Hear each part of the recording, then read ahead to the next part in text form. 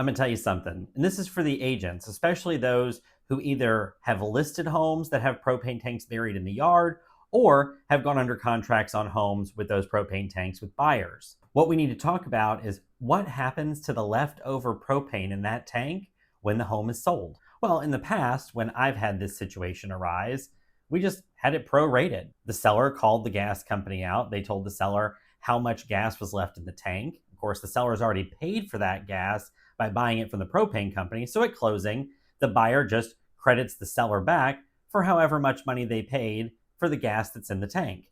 And it's really never been an issue. But it was brought up recently in a seminar that I was in that our contract that we use here in Northeast Florida, which is the FAR/BAR as-is contract, that's the one that's most predominantly used, what to do with the leftover propane is not addressed in the contract anywhere. So that's something you need to discuss up front at the beginning.